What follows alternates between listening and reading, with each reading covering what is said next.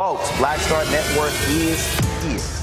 Hold no punches! I'm real revolutionary right now. Black power. Support this man, Black Media. He makes sure that our stories are told. Thank you for being the voice of Black America, Roland. Stay black. I love y'all. All momentum we have now, we have to keep this going. The video looks phenomenal. See, there's a difference between Black Star Network and Black-owned media and something like CNN. You can't be Black-owned media and be scared. It's time to be smart. Bring your eyeballs home. You dig?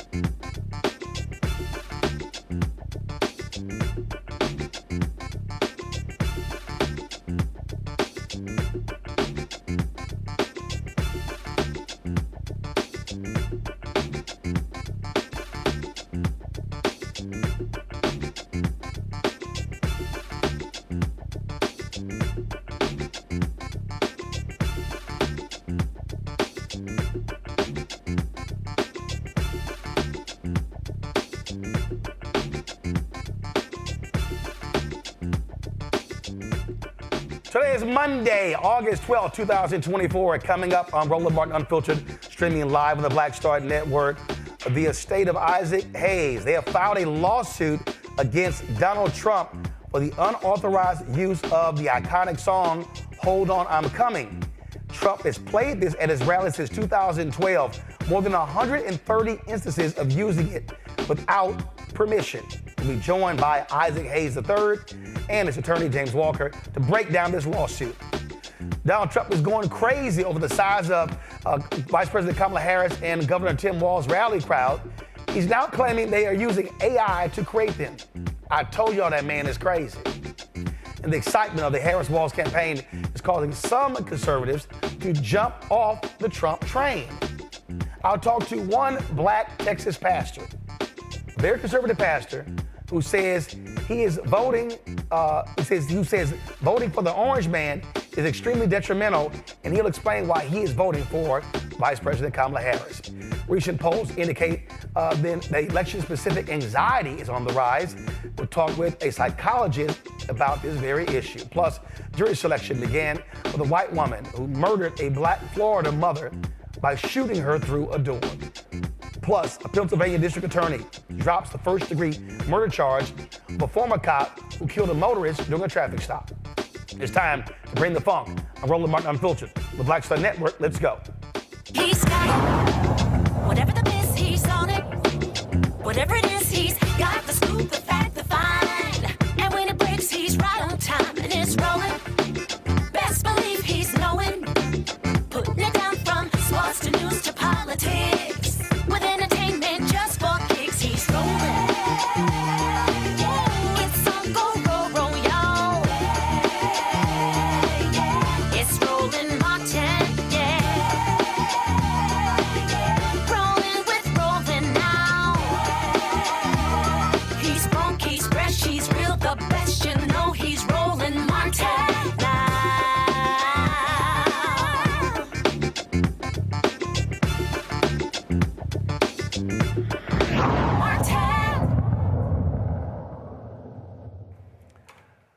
All right, folks, a lawsuit has been filed against Donald Trump by the family of the late singer Isaac Hayes, demanding that him and his campaign stop using his music during campaign rallies.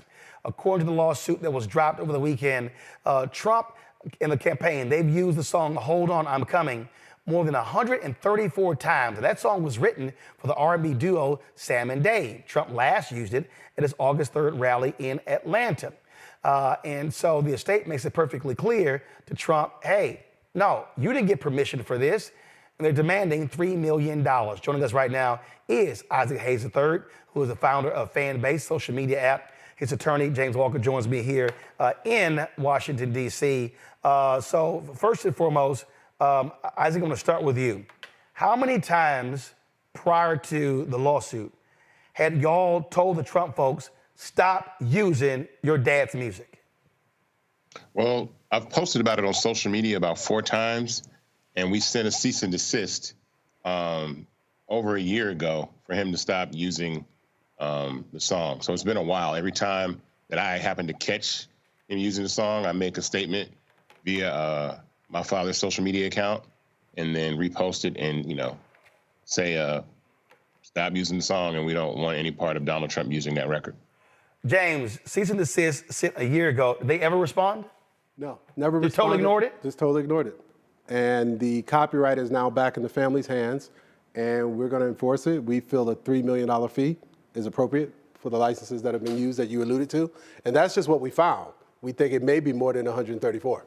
Now for the audience, explain to them how this works. Because over the weekend, we saw Celine Dion also send a letter, post a note, and sent a letter to the Trump campaign as well, because I guess there was a rally in Montana, and they used her song from the Titanic. Yes, they did. And she was not happy about that as well. So when there's a rally or a public event, how does that work when music is used? Sure. Normally you have ASCAP and BMI, and they'll give a license. These are music performance rights societies. Right. And they'll give you a license to say you can use this music in a venue. But most of those venues will rent the venue out to you for you to bring your conference in. Once you bring your conference in, you have to get special permission, particularly political rallies. Because with political rallies, a lot of times, as Mr. Hayes has said, he doesn't allow you to license his family's music at political rallies because you don't want to send a message that you're endorsing a particular candidate. Right. So what Donald Trump should have done is what we saw Kamala do. She got permission from Beyonce. She's using Freedom, Madam Vice President, she's using the Freedom song, I believe, by Beyonce, and she's gotten permission. Mr. Trump didn't do that, so technically, Mr. Hayes could ask him for $100,000 per rally or more if he wanted to really go hard. I think the fact that he only said pull it down and let's work out a nominal amount, which I think was the $3 million, was more than considerate given how many abuses there have been, given the fact that there's been demand letters sent out in the past, given the fact that he's tweeted about it. I mean, what do you do? So we're going to seek injunctive relief on top of this complaint. We're going to also seek that all of the venues be held accountable, and the ad agencies and the third parties. Like, I think you have super PACs, and I may need to get with your office or other experts in this field to understand who are some of these people that are at these rallies. But we believe there's some super PACs that are pushing these videos. Now, one thing I want to point out, Roland, you have a license to use it in a venue, but when you put that music in a YouTube video, that's not a venue. So to me, that's another license. When you walk around the country as Trump does. And for people who don't understand, if we play music on this show, matter of fact, I remember we had B.B. Winans on the show, and we had him on the show to talk about his new song. We got a YouTube strike, and so they actually hit the video. We had to send them an email saying we were given permission to play this song, and then they lifted the strike from our account. People need to understand that's how these things work. That's totally how it works now with YouTube, Google Play, Apple Music, all of these digital Instagram. Everybody, this brother here, Mr. Hayes, he has probably seen Donald Trump have 500 million views of these different rallies on these different platforms. So the license Donald Trump and company would need would be beyond just Montana, beyond just LA, New York, wherever he's campaigning. It would be a license that would have to cover digital, outdoor, a video. If he's sending out emails to his financial donors and he's putting that video in it, we want to know about that. We want to be paid. You're using our video and our music, hold on, I'm coming, and he's doing the corny little dance, and he's making millions of dollars from it. Isaac, I remember when I was at CNN, I can't remember which one we had, but I remember when Soledad had a morning show, they would often send us, they said, hey, what songs you want to play tomorrow? And we would send, 5 or 10 songs, and they would say, hey, we have the license for this one, but not this one, because they had either ASCAP or BMI. So a lot of people out there don't really understand how artists, how songwriters, and in this case, how estates still get paid. It's no different than when the courts rule at the King estate on the I Have a Dream speech. You just couldn't just put it in a video. You couldn't just air it. You had to actually get permission from the estate or pay a licensing fee to do so. Yeah, well, typically these copyrights are owned by publishers along with the songwriter. So the unique situation that we're in now is my father's copyrights starting to expire, which means they were getting terminated and returning to the family. So before 1978, any song written before 1978 would return to the artist or the heir of those artists after 56 years. So Hold On, I'm Coming was written in 1966. So 56 years after that is 2022, which March of 2022 is when the copyright returned to our family. That's unique because once these copyrights typically return to the family, a lot of these estates sell. I know you often hear a lot of times artists are selling their catalogs. They're doing these huge deals. They're selling their, their masters. They're publishing to these large entities. And I chose not to do so, and instead retain ownership of the copyright for ourselves. So we don't have to abide by the rules that typically publishers do. And sometimes the publishers like to remain neutral, so they don't want to get involved in political stuff. So even if someone like Donald Trump does use a record, right? They might not. The artist might express that they don't want the artist to use the song. So, for example, if Celine Dion says that she doesn't want Donald Trump to use the song, she can say that. But if she didn't write the record, or she doesn't own the publishing to the song, she has no legal control to be able to stop it. Well, that's why this is the statement that she put out. Go to my iPad. It says Celine Dion's management team and her record label, Sony Music Entertainment Canada, Inc., became aware of the unauthorized usage of the video.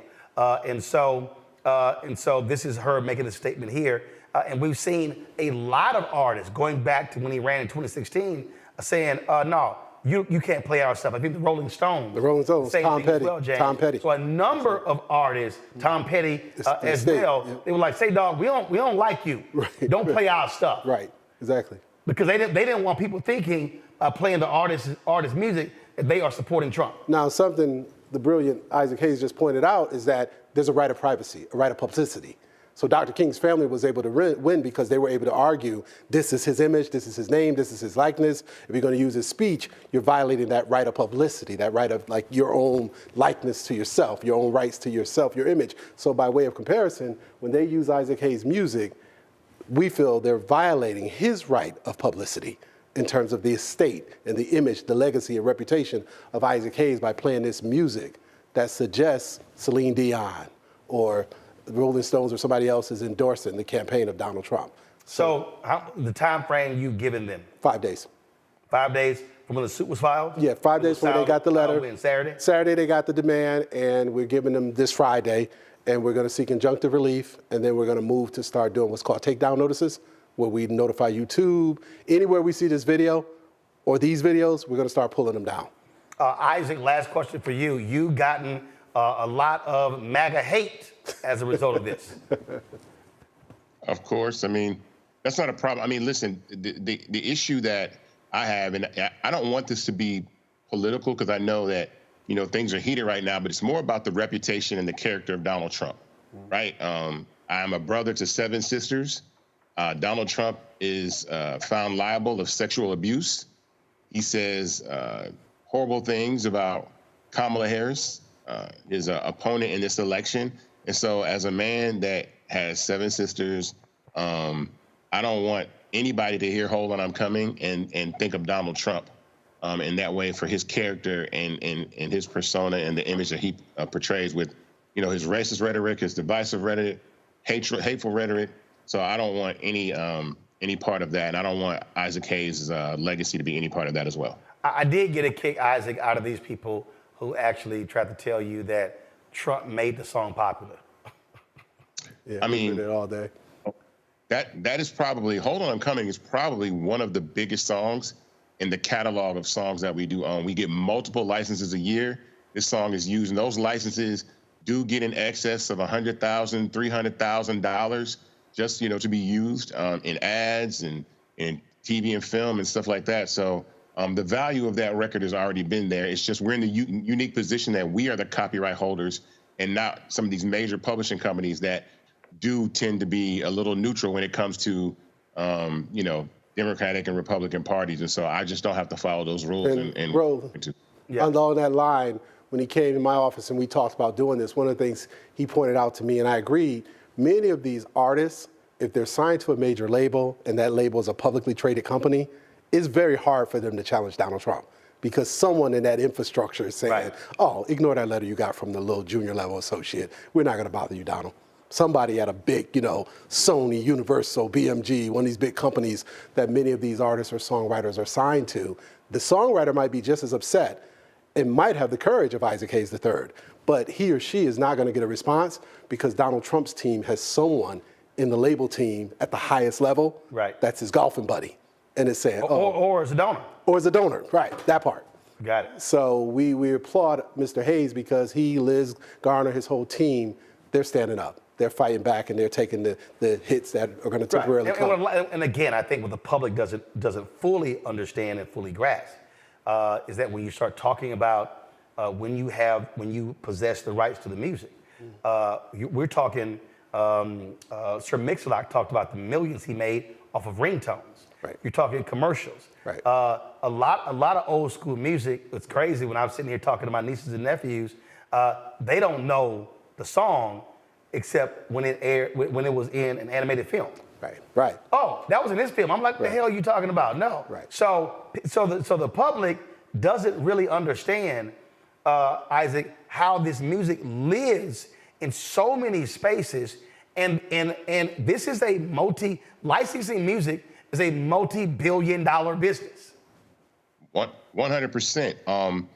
I think that again, this song was a hit in 1966, and it's been used in numerous films, video games, ads.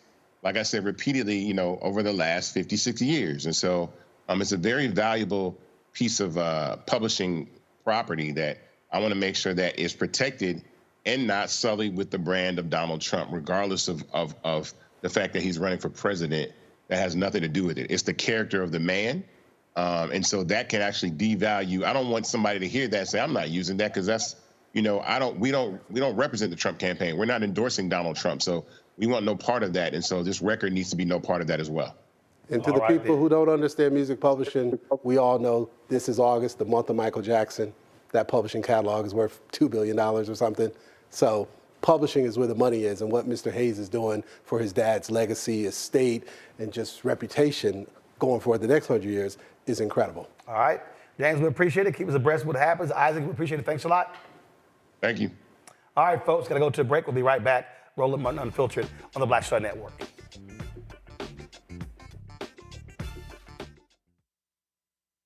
On the next Get Wealthy with me, Deborah Owens, America's Wealth Coach, Black Americans have 1/10 the wealth of their white counterparts. But how did we get here? It's a huge gap. Well, that's why we need to know the history and what we need to do to turn our income into wealth. Financial author and journalist Rodney Brooks joins us to tell us exactly what we need to do to achieve financial success. You can't talk about why we are, as Black people, where we are, unless you talk about how we got here. Bridging the gap and getting wealthy, only on Black Star Network. On the next A Balanced Life with me, Dr. Jackie, stressing over money. Record inflation is making it hard to not only balance our checkbooks, but to balance our emotions. The way the whole economy is set up really is to play with our emotions. A very special show coming up with America's Wealth Coach, Deborah Owens, and our all-star panel will share insight, advice, and tips on how to keep your head above water and balance your life. That's on next, A Balanced Life on Black Star Network. Hello, I'm Paula J. Parker, truly proud on the Proud Family. I am Tommy Davidson. I play Oscar on Proud Family, Louder and Proud. Hi, I'm Jo Marie Payton, voice of Sugar Mama on Disney's Louder and Prouder Disney Plus, and I'm with Roland Martin on Unfiltered.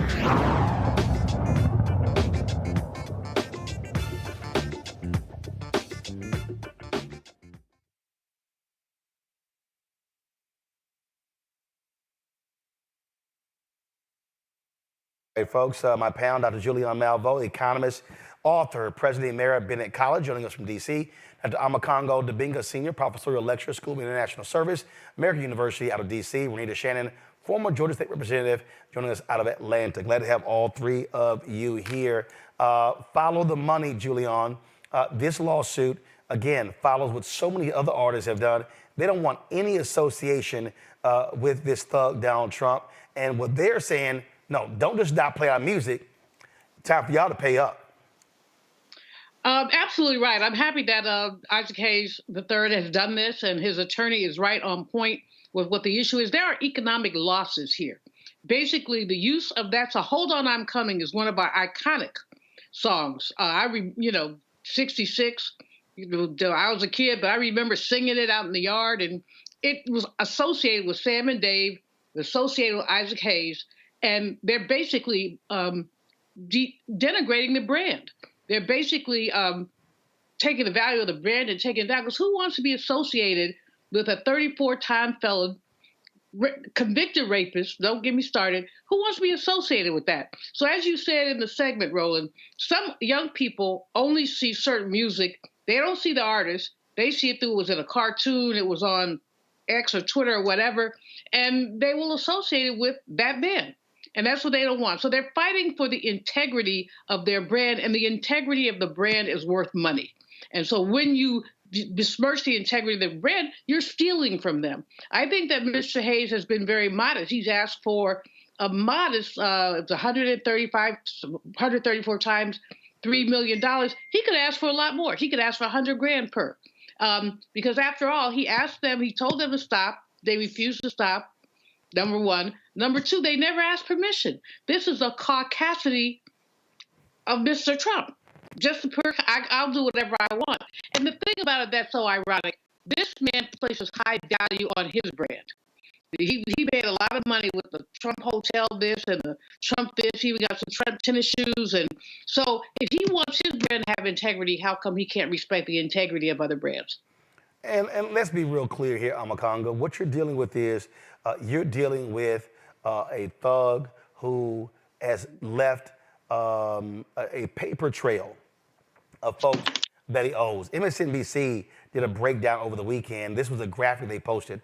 These are all of the cities he owes money to across the country. You're talking about as little as, and one of the reasons they said that he did not land in Billings, Montana for the rally last week is that they were prepared to seize his airplane with a lien unless he plays at 42,000. So he landed 2 hours away and then drove into Billings for the rally. But you see here, he owes Minneapolis $530,000. He owes the District of Columbia $9 million for that July 4th military salute or whatever the hell took place in addition to his inauguration. And so this punk he just doesn't want to pay people. And so I like the fact they're going after his pocketbook. Yeah, absolutely. You got to love it. And when you talk about even when he was running for office, so many of the small businesses and people who were talking about they were stiffed by him. And he's like, well, I just don't pay for crappy service. It's a lie. He's cheap. He's stingy. He doesn't care about the people on the ground. And I think that every place that the vice president and Walz go to, they need to mention that. They were just in Arizona, a place where Trump owes money for these rallies that he didn't pay. And they want to talk about this is a guy who's going to help the economy. But further to the point about this, I post videos up on YouTube all of the time. And if I have something in there that I didn't realize was this or that, they take it down quick within 24 hours or less. And so I don't understand how some of these places move so slowly as it relates to this particular issue. And so I'm so glad that Hayes III and his lawyers are working hard on this. But I feel like these companies, the Googles and YouTubes, they should be moving as fast as they do with regular folk who are dealing with these issues on a regular basis. But this is pattern and practice of Trump not caring anything about Black people. In the same way that he doesn't care about Kamala's name and says, say whatever you want, there's 9 different ways to say it. He's saying the same thing about, I can just take this music, I don't care. This is how I do with Black people, and they just got to deal with it. And I'm so glad that they're coming for him, and we got to all keep coming for him because he's never going to stop. And I didn't know that whole thing about what you were saying about the Billings and why he landed where he did, but this is the country saying we're tired of this dude and we're not going to continue to let you be a fraud in all of our lives, whether we're talking about entertainment or political rallies or anything like that. And pay us in D.C., man. We're owed that money. Renita? Yeah, I think it's fair to say that the Republican Party as a whole probably has little respect for artists. And I say that because it's almost exclusively Republicans that get busted with using artist songs and not having permission. And then when the artist says, please don't use my song, they continue to use it. So Donald Trump is absolutely a repeat offender. He's been busted by Adele, Elton John, Aerosmith. I mean, the list goes on and on, not even to mention Isaac Hayes and Celine Dion, who told him this weekend, definitely stop using our music. This is just what he does all the time. It's just use folks' music. They ask him to stop, and he continues to do it. But he's not the only one. John McCain, Mitt Romney, they all had the same issue. Republicans, one after another, being told by artists not to use the music in their rallies, and then they continue to do so. So to me, it just kind of shows a lack of respect in general for artists, that they just can't even respect that these people have used their creative ability to come up with these songs, and they can't even respect when these artists are saying, don't use my music. Well, my deal is take them to the bank. Absolutely. And so you want to get his attention? Yeah, you focus on that damn money. I like it, and sometimes you got to go ahead and check them. All right, y'all, going to a break. We come back. Can y'all believe these fools? Donald Trump and J.D. Vance are so desperate. Now they're trying to suggest that the vice president, they using AI in their campaign rallies, in their photos. Trump, you the one using AI showing you with black people that don't exist. Because ain't nobody black trying to hang out with you, except for a few crazy ass fools. We're gonna discuss that when we come back. Don't forget, supporters of what we do, y'all. Join the Bring the Fuck fan club. You can, of course, send your check and money order, P.O. Box 57196, Washington, D.C., 20037-0196. Cash App, $RM Unfiltered. PayPal, R Martin Unfiltered. Venmo is RM Unfiltered. Zelle, Roland at RolandSMartin.com. Roland at RolandMartinUnfiltered.com. We'll be right back.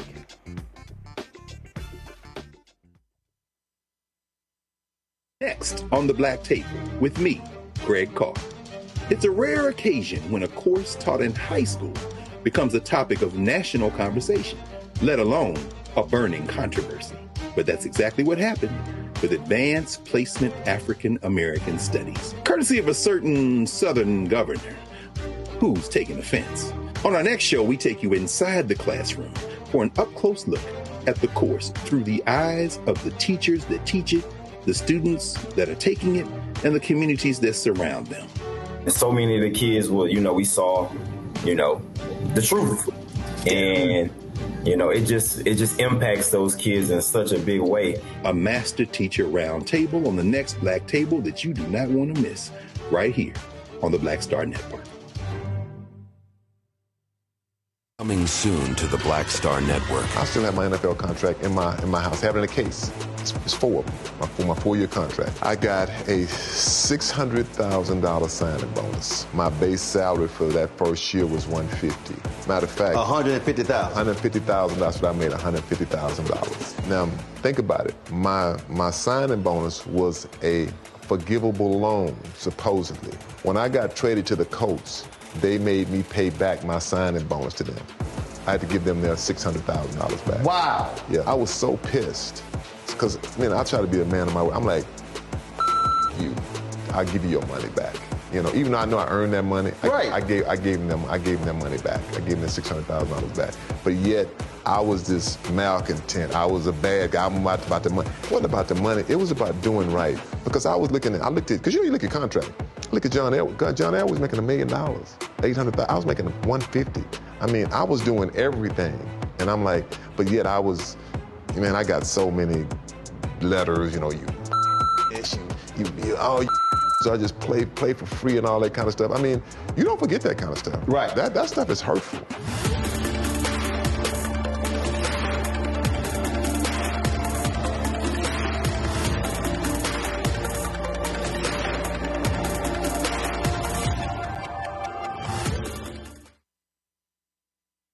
Hey, it's John Murray, the executive producer of the new Sherry Shepherd Talk Show. You're watching Roland Martin Unfiltered.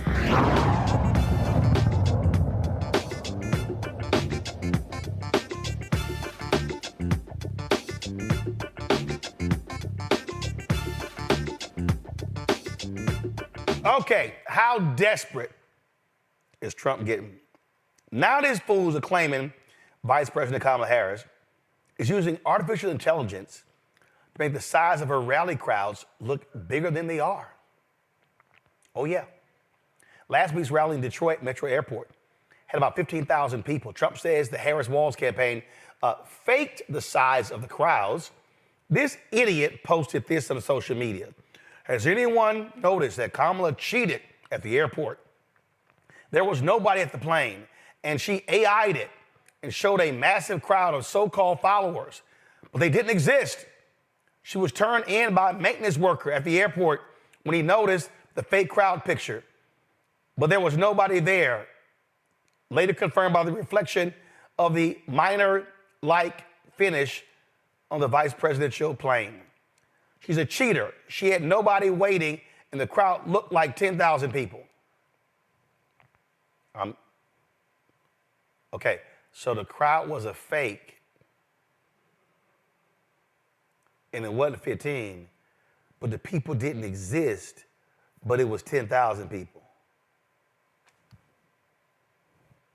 I told y'all that boy dumb. Go to my iPad. Y'all want to see fake? These are photos the Trump campaign has been putting up. So this fool here, this Sharika, whoever the hell she is, they are afraid of black women supporting Trump because when we do, we drop the Hood Rat Act, and the left hates classy women. We also hate women with 6 fingers.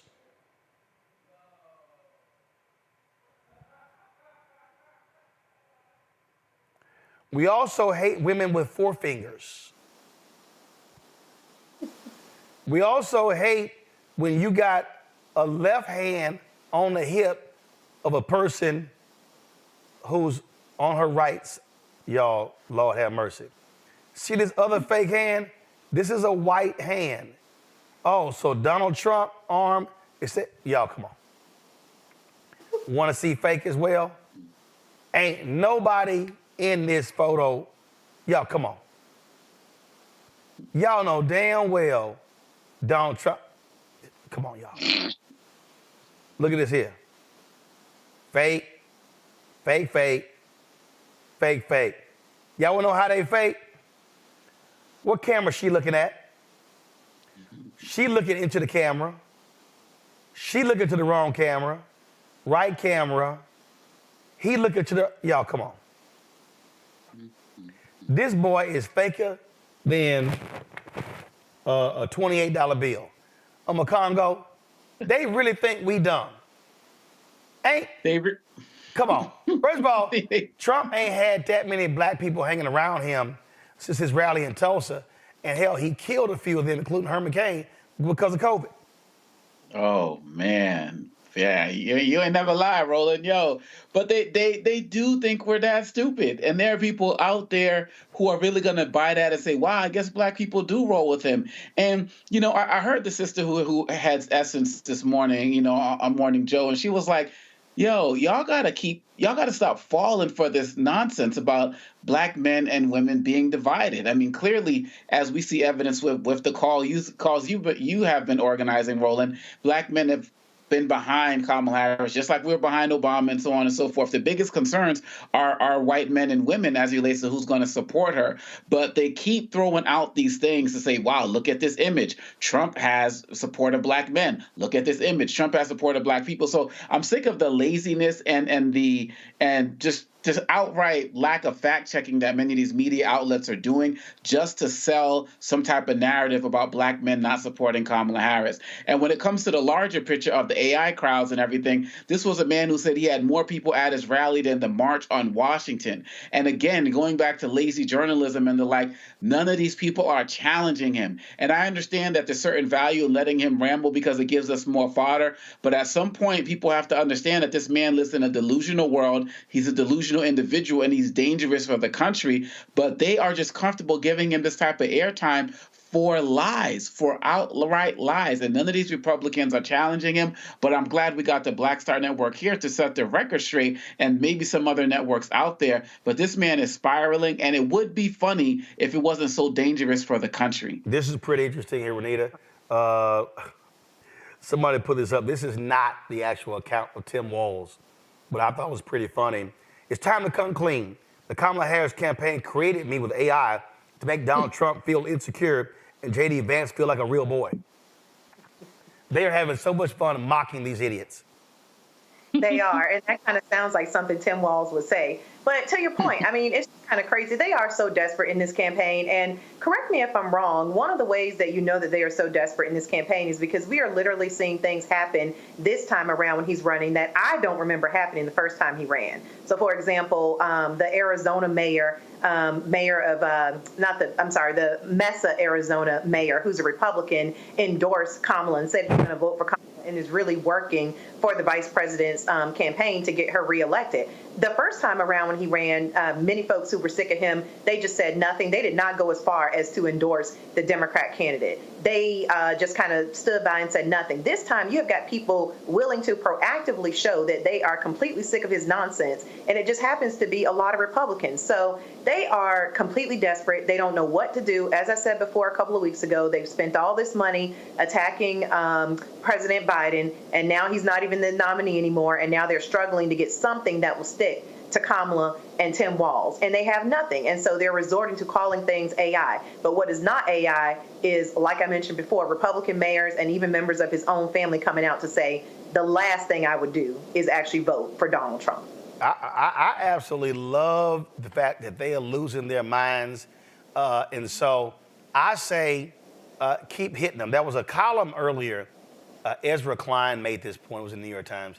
He said the Biden team actually made Trump bigger. He said the Harris team, they're making him small. They are so under his skin. They don't know what to do, Julian, and I love it. I mean, and that's what you do. You irritate his little silly ass. And you mock everything. You mock everything about him. And I remember there was a clip where he got mad. You know, I don't like people laughing at me. Oh, my God. Please keep laughing at him. Yeah, all together now. Ha, ha, ha, ha, ha. I mean, you know, Roland, this is the kind of stuff you can't make up. I mean, it is truly totally absurd. He's obsessed with crowd size. And clearly, Kamala is just pulling the people in, but he's obsessed with crowd size. His own people, Mike Johnson, Speaker of the House, Kevin McCarthy, used to be Speaker of the House. They told him, can you just stick to the issues? But the fact is that he's losing it, so he doesn't remember what the issues are. All he remembers is, let me attack, attack, attack. And the reason why Vice President Harris and Tim Walz are getting such play is both because they're better, but also because their energy is so much more positive. You've got this dour old man who scowls his way through a rally, who lies 130 sometimes in 60 minutes, 2 lies a minute. Like Pete Buttigieg says, he wins the lying Olympics. So you got this dour old man who's mad as hell at everybody. And then you've got this young, vital, attractive, dancing sister. And you've got Tim Walz, who reminds you of like everybody's favorite uncle with the little sweaters he wears. And I mean, they give out a good vibe. And he just gives out, I don't want to be in the room with that. That's literally what he gives out. And so that's why people are coming to them. Some people who disagree with their positions, they feel like we don't need to be in this negativity. And he's such a liar. He continues to paint the economy as failing. We have economic issues, especially around inflation. But our economy is not failing. Our country is not going to hell in a handbasket. How does that make people feel? How does it make people feel? We're talking about young people who have not started voting yet or not part of voting culture. And you've got this, Scrooge on one hand, and then you got this energy, the dancing VP on the other. What you gonna do? I believe it driving them crazy. Renita made the point about the mayor of Mesa, Arizona, Republican John Giles. He spoke at the rally she had there in Arizona. Here's what he had to say.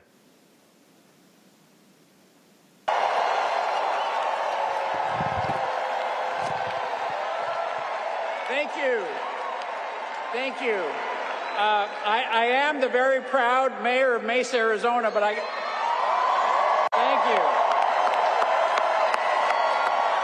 you. But I have to say, I feel maybe a little out of place today, partly because we're in beautiful Glendale. Okay, there's that. But as you may know, I'm a lifelong Republican. All right?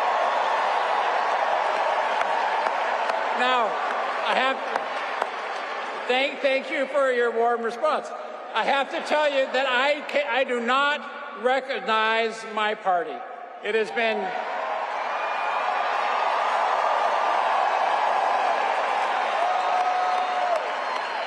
the Republican Party has been taken over by extremists that are committed to forcing people in the center of the political spectrum out of the party. So I have something to say to those of us who are in the political middle. You don't owe a damn thing to that political party.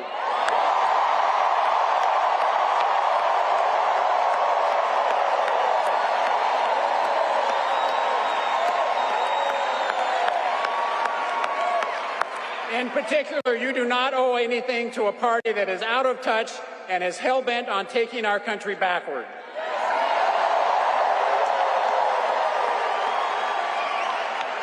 And by all means, you owe no displaced loyalty to a candidate that is morally and ethically bankrupt.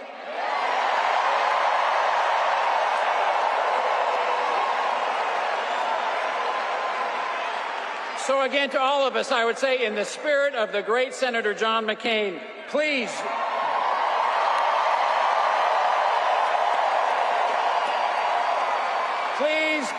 join me in putting country over party and stopping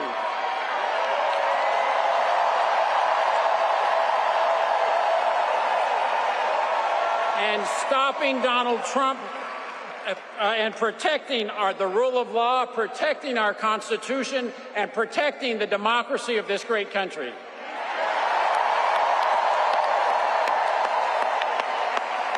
That is why I'm standing with Vice President Harris and Governor Walz.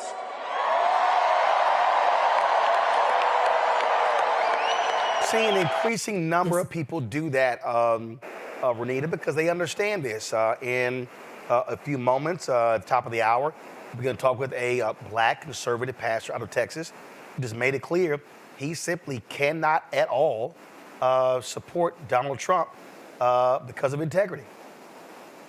Absolutely. People are just showing one after the other that they are completely sick of his crap, and that's what it is. It's crap. They're over it. They do not want the country led by somebody who only believes that laws are for other people but not for himself. Most of the things that he advocates for are just for himself to have better or different treatment. For example, not being held accountable when he commits crimes, but then for everyone else, it's law and order, lock them up. So, I mean, people are just really this election season seeing through a lot of what he's got going on, and both him and J.D. Vance are people who are completely desperate.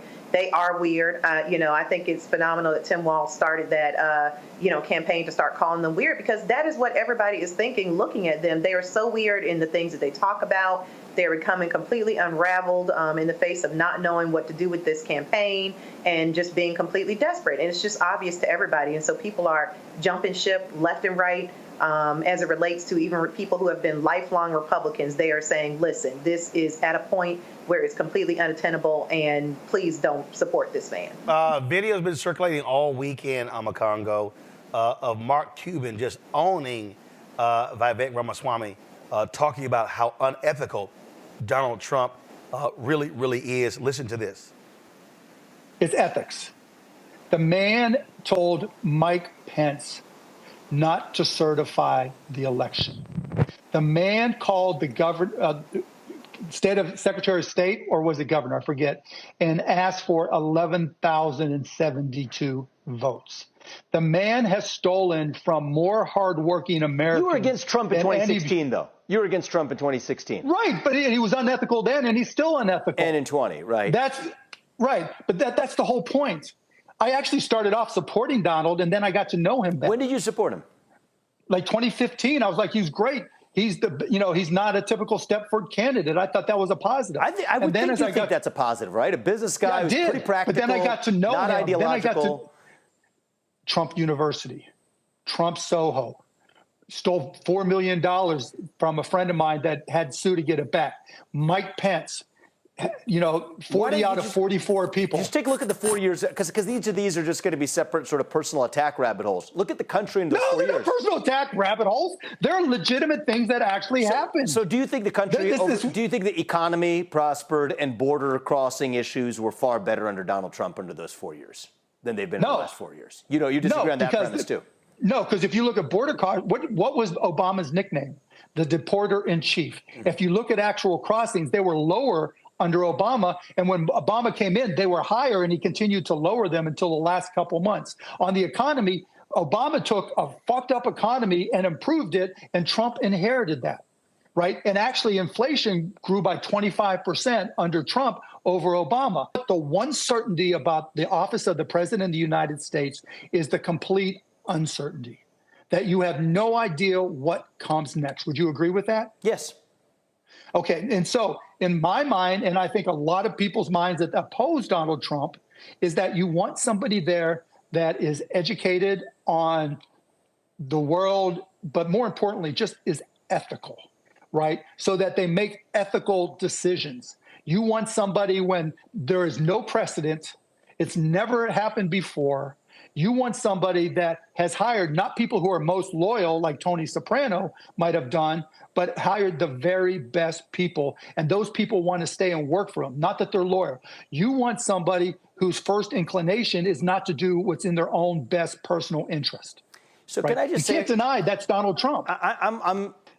It's just like a CEO of a company. Would you hire somebody that has a long history of stealing from people, of being unethical? I'll tell you, you would not, and you know it. Is Donald Trump a perfect person? No, he is not. Am I a perfect we're not person? talking about I'm not. minimal Are you a perfect person? No, You're not. No. But we have to ask ourselves, who's the actual best president? Have you ever stolen money? We have right now. I've never stolen money from anybody, no.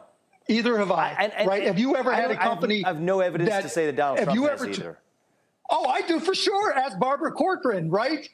She had to sue to get her money back. Ask anybody from Trump University. Ask people who bought condos in Trump Soho. Ask people from, Trump Foundation that gave money there. Ask people who are giving money today, and he's using that money for his legal fees. So, this isn't like a little discretion. This is a habit. Mark, I think why I can't support him. Look, you were talking about ethics.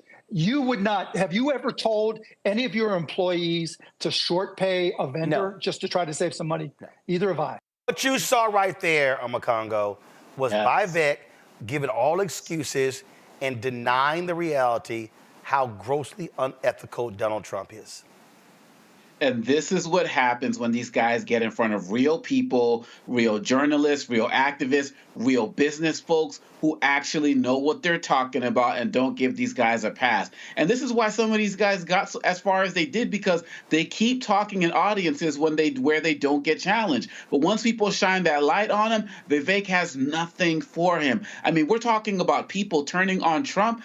Who is more prominent out there in the conservative spaces than New York Times opinion writer David French, whose latest piece says, to save conservatism from itself, I am voting for Harris. And then says later on, people say he's not, are you real conservative still? He says, I'm going to vote for Kamala Harris in 2024. And ironically enough, I'm doing it in part to try to save conservatism. And this goes specifically to Renita's point that in 2020, some people were just like, okay, I'm just not getting involved. Now they're actively getting involved. And I do believe it's just a matter of time before Chris Christie and Liz Cheney come out for Harris as well, because these guys are saying, look, we want to have the ability to be able to fight over our opinions, and that's not going to happen under this guy. So these guys, the mayor of Mesa and these guys who are taking a stand, they need to be applauded. And one thing none of us are seeing, we are not seeing any Democrats for Trump organizations out there in any way, shape, or form. They are circling the wagons too,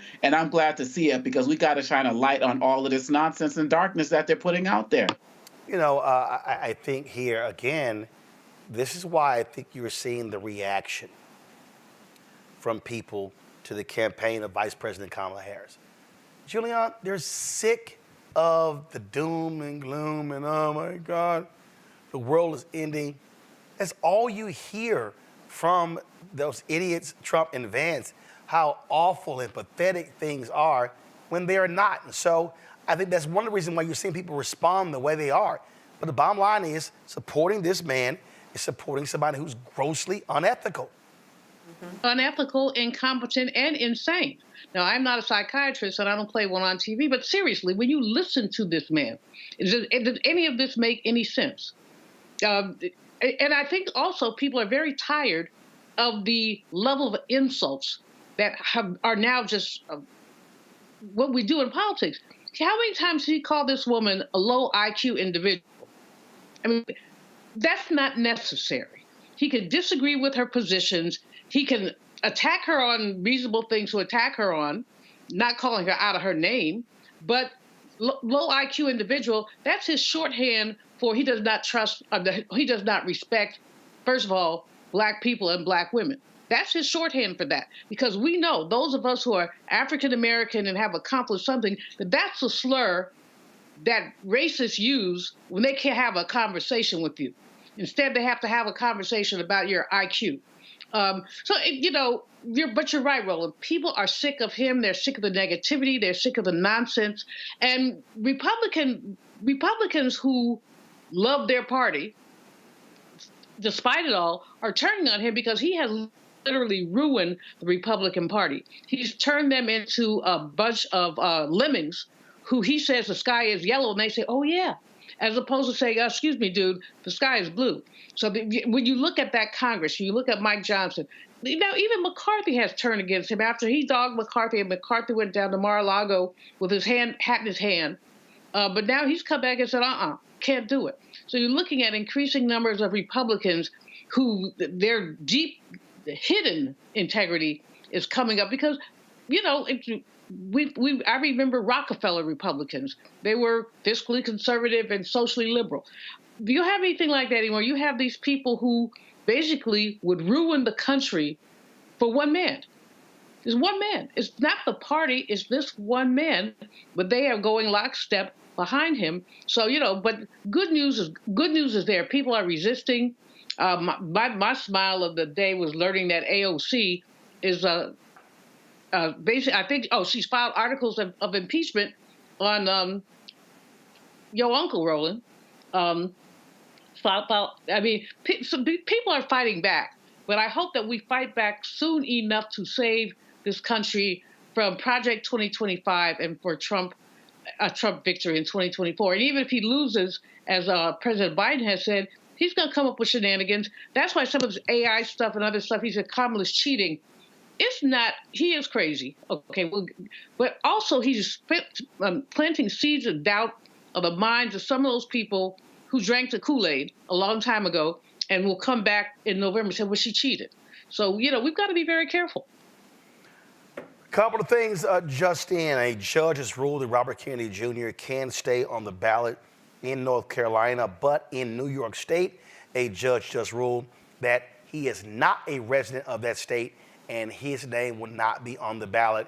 He had claimed that he was living in this, room in this house, knowing damn well he was living in a mansion with his wife in California. Well, the judge is like, nah, player, you don't live here. So he's been booted from the ballot in New York State. We'll see what happens next. All right, y'all, gonna go to a break. We come back. We're gonna talk with a Black pastor in Texas.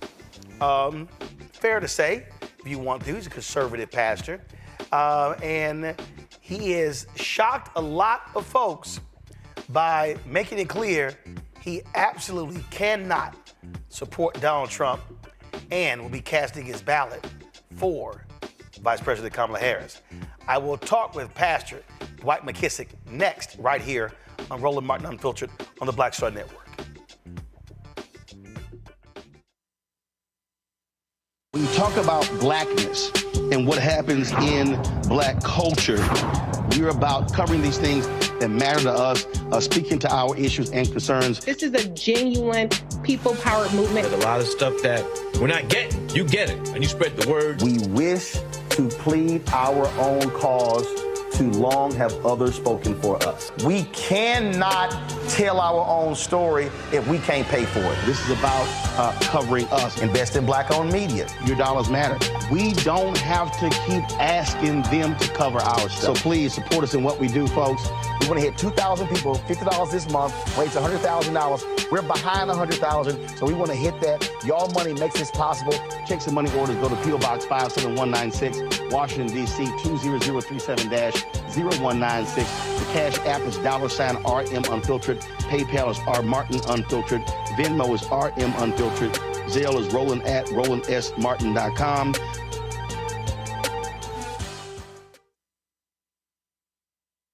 Next on the Black Table with me, Greg Carr. It's a rare occasion when a course taught in high school becomes a topic of national conversation, let alone a burning controversy. But that's exactly what happened with Advanced Placement African American Studies, courtesy of a certain Southern governor who's taking offense. On our next show, we take you inside the classroom for an up-close look at the course through the eyes of the teachers that teach it, the students that are taking it, and the communities that surround them. And so many of the kids we saw, the truth. And, it just impacts those kids in such a big way. A master teacher round table on the next Black Table that you do not want to miss, right here on the Black Star Network. I am Tommy Davidson. I play Oscar on Proud Family, Louder and Prouder. Right now, I'm rolling with Roland Martin, unfiltered, uncut, unplugged, and undamn believable. You hear me?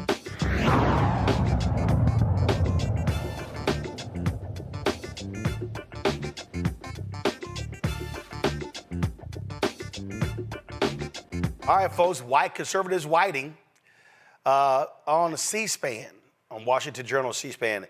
Ann Coulter said the vice president was not a foundational black when host Peter Singh addressed Donald Trump's claim the vice president happened to turn black while running for office. Trump, of course, made those comments at the National Association of Black Journalists. Coulter said that laws created to make up for the legacy of slavery and being twisted to discriminate against white people in the name of diversity to the advantage of recent immigrants. Listen to this fool.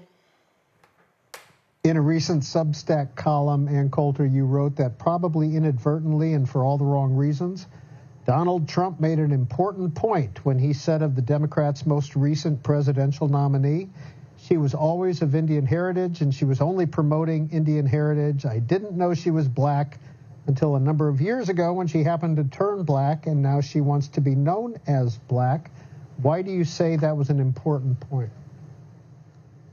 Well, I write about this a little bit in my book, Mugged, about racial demagoguery, and also in Adios America about immigration. And that is, the important point he should have made is that the entire purpose of affirmative action, set-asides, civil rights laws that limit constitutional rights to freedom of contract, freedom of association, all of that was to make up for the legacy of slavery and Jim Crow. So unless these benefits are going to, roughly defined, foundational black Americans, the descendants of American slaves, you've taken away the whole purpose of this. And that is exactly what's happened once we got this huge load of immigrants. Now, a Thai who arrived on Wednesday will get an advantage applying to college, applying to corporations over a heterosexual white male in particular. That's the biggest hate group. But any white American. And all of the civil rights laws have been, and affirmative action and so on, have been twisted into just anti-white hatred and open, egregious discrimination. So to make the point that Kamala isn't a foundational black American, I'm always pointing out to black people, hey, have you noticed Indians are getting all the good diversity jobs? What did we do to Indians? We didn't enslave them. I mean, most of these immigrants coming in, 90% of legal immigrants are from the third world. And mostly we've just run around saving them from earthquakes and tornadoes and coups and starvation. They owe us. We don't owe them. But to switch from the concept of integration and civil rights for Black Americans to this BS-y diversity, it's nothing but discrimination against white people. And that point should be made not just to, as I think Trump is always thinking, oh, he's going to win the black vote. He's not going to win the black vote. You ought to do things because they're the right thing to do, not because this is an appeal to black people, like releasing criminals. He thinks he's going to get the black vote by being soft on crime. Anyway, not only to point out to Black Americans that their history is being stolen by immigrants, but to remind white Americans that this whole diversity thing is just discrimination against them. You still want to vote for the Democrats? All you're hearing her do, Julianne, Makongo, and Renita, is parrot these FBA people. They've been on social media the last several years doing the exact same thing. And frankly, let's be real clear, many of them are standing with Donald Trump. They are there. They are ops. They're there to be disruptive. And what's also ridiculous is that when these fools start talking to Renita, you're complaining about where the boat dropped people off. This notion that Haitians, Jamaicans, and others were not impacted by slavery is pretty stupid. Yeah, Ann Coulter, number one, let me just say this. I don't know what it is about election season that makes white people feel like they can weigh in on who is black and who is not. But PSA, there's never a good time for you to weigh in on this topic. You have no right to weigh in on this topic. This does not concern you. Ann Coulter needs to mind her business. This has nothing to do with you or a community that you've ever been a part of and that you know anything about. So I don't know what it is about election time, but every time this is what happens every 4 years. You know, they are weighing in on who is black and trying to cause division. And like you said, Roland, it's mostly just Republicans ear hustling on the internet, looking at the comments of what black people are discussing amongst our own community, and then trying to use that to score election points, trying to use that to bring more people to vote for Republicans. And it is something that really black folks should not fall for, should not fall for, because we see over and over again where they ear hustle on the internet and then they come out and try to make it seem like they are so in tune with our community. And then some folks will say, oh, well, they really understand us. Maybe I should, maybe they do have something in their platform for black folks. No, they don't. This all boils down to ear hustling, and nobody should be fooled by it. Makongo? Look, at the end of the day, they feel like they can tell us who we are, but don't want to have a conversation about everything that they've done to change or expand whiteness in order to keep some form of majority. Remembering the fact that Irish people were not white when they got here, Italian people were not white when they got here. Even at certain points, they made people from certain Asian countries white. So they always try to make this race thing fluid, as I talk about in my book, Lies About Black People, to try to keep their numbers growing. And then they want to continue to try to dilute our population by throwing out terms like BIPOC and all of these things. And similar to what Renita was saying, they feel at election time they can tell us who we are. But the fact of the matter is, black is international. We're not talking about African American. That's a birthplace.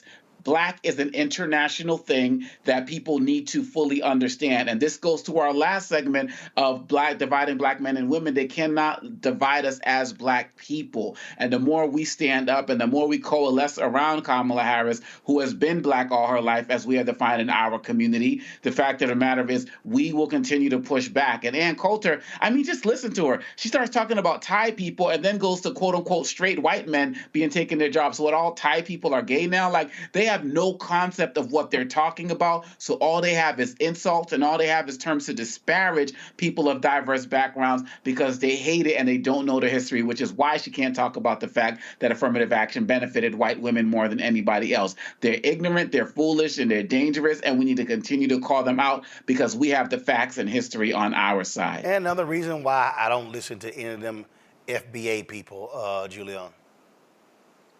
Well, Ann Coulter is a certified public nut. My history with her goes back to my old CNN days. And she not only is she conservative, but she's also irrational. She's extraordinarily irrational. And this argument she makes about what is a foundational black person as opposed to an unfoundational black person? Has she ever taken a history class that discussed the Middle Passage, the transatlantic slave trade? Kamala's dad, Don Harris, who's an economist, he's Jamaican. But the same ship that stopped basically in Virginia probably ease on down the road, to Jamaica. So she doesn't know what she's talking about. But it is, as Omakongo just said, it's a divide and conquer tactic that some black people are going to play into. There's this group of people called ADOS, American Descendants of Slaves. And they about as crazy as Ann Coulter. They believe that the only people who deserve reparations are the ones who can prove their enslaved lineage. Well, that's nonsense. Well, as Omakongo says, we need to come together, not fall apart, and we need to be very clear. Economic injustice was done to all of us, and we all need to get reparations because of it. But Ann Coulter, I don't even know why she's still around, but she's a nut. She's a nut, and she's an anti-black nut at that. Yep, that's absolutely the case. All right, y'all, going to a break. We come back. Pastor in Texas, conservative, tweets out, I cannot support Donald Trump. Oh, Lord, the white evangelicals are just losing, the white conservative evangelicals are just losing their mind. Well, he's going to join us next to explain why he's backing Vice President Kamala Harris. You're watching Roland Martin Unfiltered on the Black Star Network. Next on the Black Table with me, Greg Carr. It's a rare occasion when a course taught in high school becomes a topic of national conversation, let alone a burning controversy. But that's exactly what happened with Advanced Placement African American Studies, courtesy of a certain Southern governor who's taking offense. On our next show, we take you inside the classroom for an up-close look at the course through the eyes of the teachers that teach it, the students that are taking it, and the communities that surround them. And so many of the kids we saw, the truth. And, it just impacts those kids in such a big way. A master teacher roundtable on the next Black Table that you do not want to miss, right here on the Black Star Network. It's John Murray, the executive producer of the new Sherry Shepherd Talk Show. This is your boy, Earthquake. And you're tuned in to Roland Martin Unfiltered.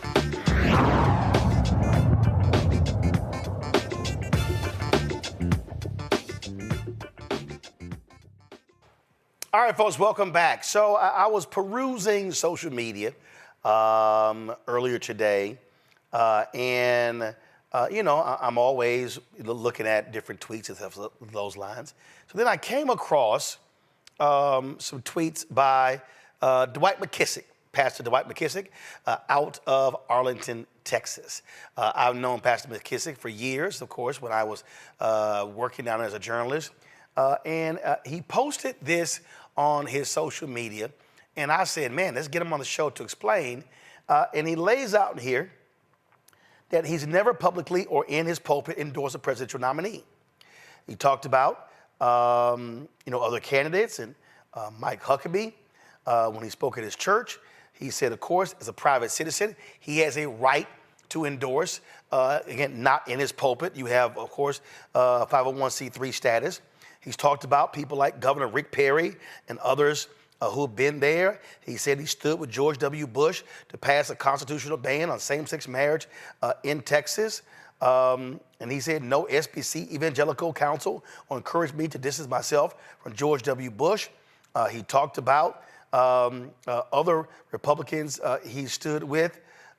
Then he says, I face backlash and criticism from certain segments of the black community, but never from the white evangelical community. I spoke admirably and appreciatively regarding the candidacy of Sarah Palin. Again, absolutely no evangelical cautions or counsel was given, only a segment of black rejection and backlash. Now that I see merit and value as a private citizen to reach the conviction and conclusion that Kamala Harris is far better qualified and consequently be a better president, white evangelicals and a handful of blacks are screaming, I shouldn't do this. My mother raised me to be much stronger than this. Just like I dismiss black pressure to distance myself from or not speak approvingly of Huckabee, Perry, Bush, Palin, and Daddy Bush, I'm not going to succumb to the pressure to distance myself from evangelicals for Harris. For my mother, who lived in a season where the glass ceiling was impossible to break through, particularly for black women. and for my God, who may have chosen this election and Kamala Harris to symbolically and representatively receive the recompense and reward for all women of colors, all colors of all political parties to break the glass ceiling before the whole world. I feel compelled as a citizen, not as a pastor, to publicly support Madam Vice President Kamala Harris, particularly when I see the alternative as extremely detrimental to the best interest and goal towards one nation under God with liberty and justice for all. Pastor Dwight McKissick joins us right now out of Arlington, Texas. Doc, glad to have you back on the show. I thought this was interesting because I have been seeing folks like Charlie Kirk and Eric Erickson and others saying, you know, how dare Christians vote for Kamala Harris? You are not a real Christian if you don't support Donald Trump. And you are like, whatever.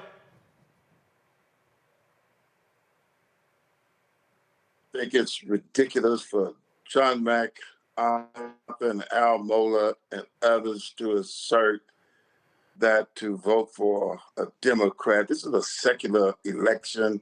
Jesus said, my kingdom is not of this world. I don't know that you could place sin or immorality on whatever person or party, independent kind of category you might vote for. Cornelius, what is his name? Dr. Cornel West is running for that matter. I don't think it's fair or sensible to try and sanctify the voting as some persons or party from a moral or a spiritual point of view are the kind of person or party you cannot vote for. I think that's totally unfair, and Black people are not buying that. We will not be controlled by that. In fact, again, this was a tweet that Kirk sent out.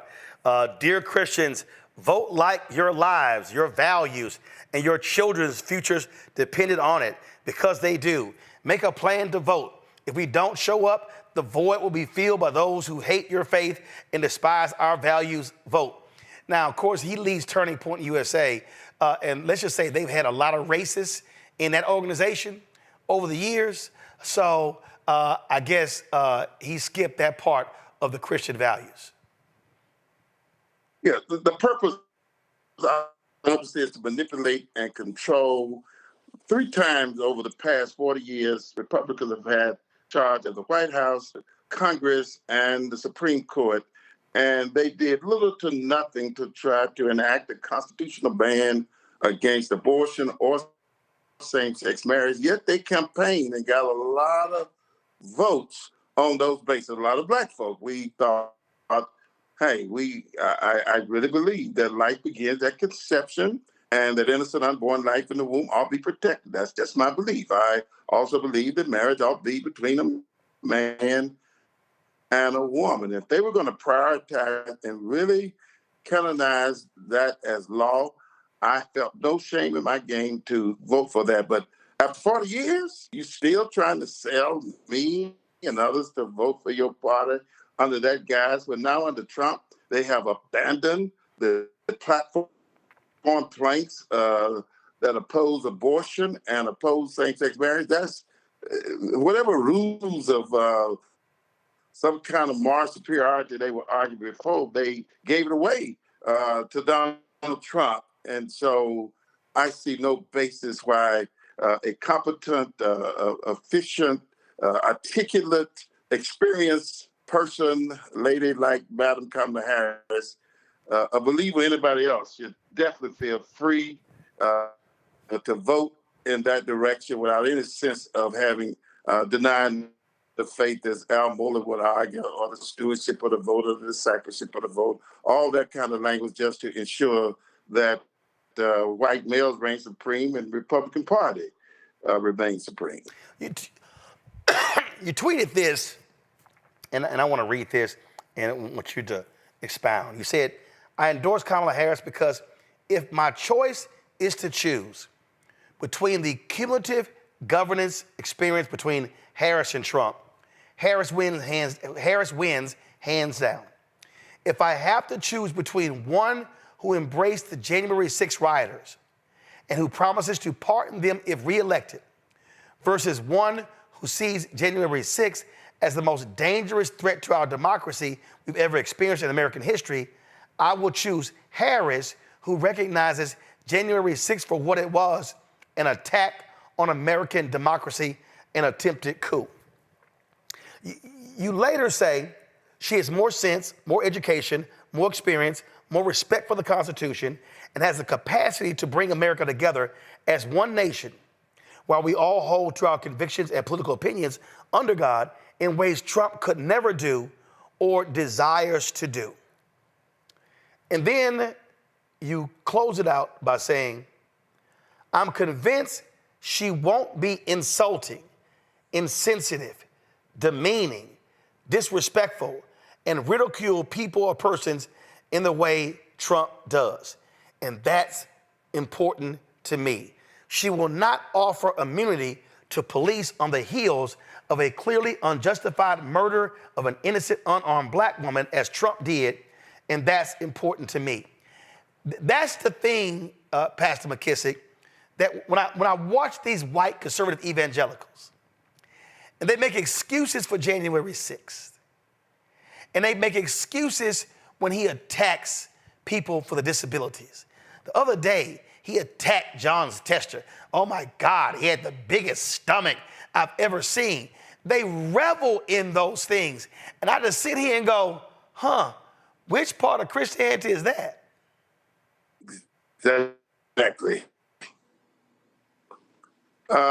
When you look at his personality and the well-documented racist statements and insults he's just handed out to just about everybody other than white males, and of course, if he don't like certain things about white males, he'll hand them out there.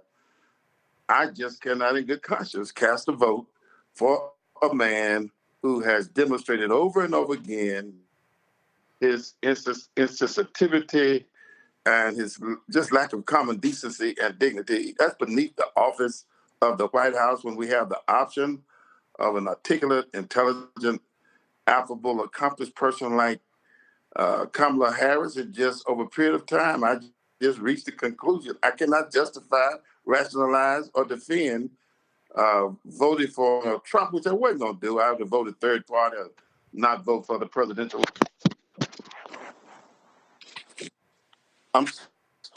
I got you. All right, hold on.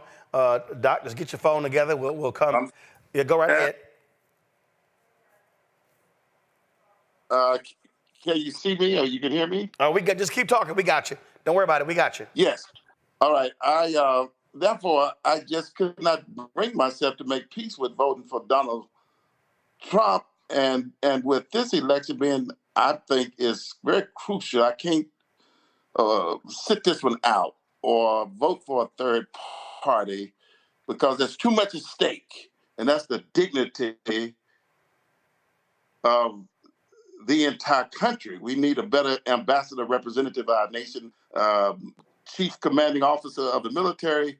And the more I just quantified Kamala Harris's background as prosecutor, attorney general, senator, vice president, those are some impeccable credentials. I just made peace with voting for her in spite of, I still hold to the positions of what's kind of been summarized as pro-life and traditional marriage. I will never negotiate or compromise those two principles, but neither the Republican Party no longer holds to those two principles. So that removed any hesitation I might have to support Madam Kamala Harris. I want to go to my panel. Let's see here. Julian, I'll start with you. Your question for Pastor McKissick. Pastor McKissick, first of all, thank you for you being so transparent. Obviously, if we had a conversation, we'd have a lot to disagree with, but I'm very excited about your support of Vice President Harris. You're getting brushback or pushback from some of your white evangelical friends. Have you actually, are they just scamming you online, or have you actually had an opportunity to talk to some of them to explain, especially why, what I was moved about with your letter was your references to your mother. Have you had a chance to talk to them and explain to them why you feel so connected to Vice President Harris? I got some telephone conversation appointments lined up to have that conversation with people I respect and who say on one hand they understand, but they're disappointed because they can't get past what they see are the sins and the immorality of the Democratic Party because they never stop to quantify insults, also sinful to demean people based on inalterable factors are also sinful. So, yeah, I'm having some conversation privately about it and just let them know that these are my convictions. My mother raised me to be an independent thinker. My mother raised me to respect women. The worst whooping I ever got in my life was getting in a fight with my sister who's 1 year older, and that whooping was, I remember to this day, and my wife has been the beneficiary. Only one wife for some years, but I've never put hands on her, in part due to my mama putting the worst beating on me that I ever had. So I see Donald Trump as being a very antithesis of evangelical faith and unworthy of their vote, let alone mine. Omokongo. Yes, Pastor, one of the questions that I have is that we see so many stories about white evangelicals and Trump, but I wanted to get your take on what's happening in the Black evangelical community as it relates to Trump. Has there always been support for Trump, and is it waning? Has there never been support? This is just something that we're not hearing anything about, so I wanted to get your take on it. It's a mixed bag. It's not strong. I think it is waning. At the same time, there are those who belong to the Southern Baptist Convention who feels like the unwritten code of policy is that to be a true evangelical means voting Republican, and some of them are afraid to get off the plantation or to change their minds about that for fear that they will be penalized within the framework of the SBC. We're hearing some of that. And these are the people I respect who just simply look at economic policy. Hey, don't lower my taxes, and they'll vote on that kind of thing. But if you're not going to respect my mama, my wife, my daughters, I really am not impressed with you lowering taxes. They would look at he would, be good for business. So they make their decisions, some of them solely based on, as I'm sure we all know a lot of Black people in business who genuinely feel as if, and they may be true, I'm not smart enough to know, that voting Republican is better for them economically. So you do have that slice as well.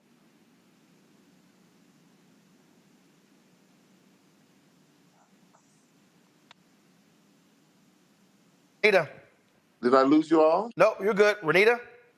Yes, this is a two-part question. The first part is, did you publicly denounce Trump in 2016 and 2020 when he ran? And if you did not, here's the second part. What is it that what was the last straw for you this time around? Because much of what Trump is saying this time is not very different from what he said in 2016, 2020, the talking terrible about women, being extremely racist. A lot of what he's doing is sort of the same old stuff. And the Black community, the majority of the Black community were some of the first to say, hey, this guy is not good for the country. He's terrible. Do not give him a chance.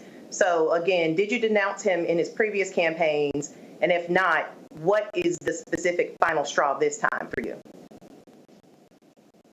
I did not vote for Trump in 2016. Honestly, I considered it because I tend to prioritize pro-life and pro-traditional marriage as worthy voting principles or motivations. And he had not abandoned those two planks in the platform at the time, but I heard an interview by a Black journalist. I wish I could call his name. I think he worked for NBC. And he asked Trump what would he do to improve race relations. The Trump response was stop and frisk. He went through a whole ordeal about Black crime. And the question had to do solely with healing race relations. I'm thinking to myself, wait a minute. He must view us as criminals, that he'll answer questions about healing race relations with combating black crime. I made up my mind that moment that I would not vote for Trump. And in 2016, I began to make peace with Hillary on the basis I thought she would be far better on the race question. And that's the first time I voted for a Democrat since Jimmy Carter in 1980. And in 1984, I voted for Ronald Reagan because at the Democratic National Convention, I heard Jesse Jackson speak affirmatively about people on Social Security in a same-sex relationship, the other person being entitled to their Social Security benefits. That knocked me over. I had no idea the Democrats were on that page. And listening to that and learning more about, and I studied both platforms and pulled out my Bible, and I reached a conclusion, at least on those social issues, I was more in tune with the Republican Party on network safety, safety issues such as, child care and housing. And justice, I related better to the Democrats. But my thing was, I'm the youngest of 9 children. My mother was graduated in May '56. I was born in June '56. My dad was poor. My mother was getting a teaching degree. Point being, my mother had every reason to abort me, and I'm so glad she did. And I don't want another black child, or Hispanic, or Asian, or white child to be aborted, because I wouldn't be on this phone with you right now if my mother had chose to abort me for economic reasons. So I fight for the protection of all lives in the womb. Well, Pastor McKissick, I appreciate you joining us. Trust me, it's going to be quite interesting, those conversations you had with some of those white evangelicals. And so I'm sure you will be quite dropping some stuff on them that they probably ain't heard from some other places. So we appreciate you joining us on the show. Thanks a lot. Thank you, Roland. God bless you. Goodbye. All right, folks. Be right back. Roland Martin Unfiltered on the Black Star Network.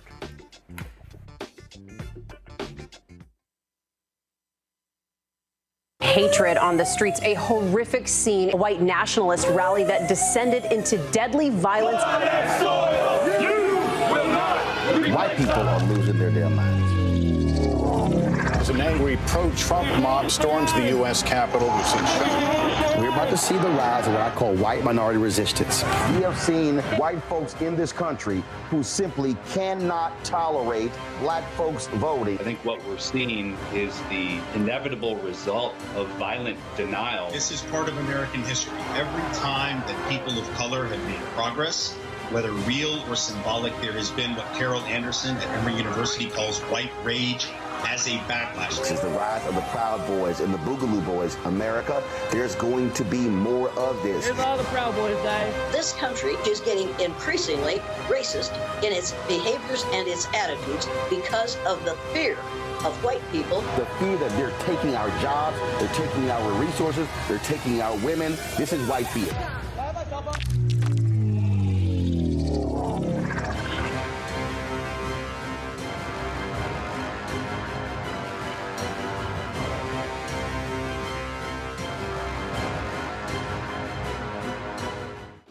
Pretending to be Roland Martin. Holla! You ain't got to wear black and gold every damn place, okay? Ooh, I'm an alpha, yay!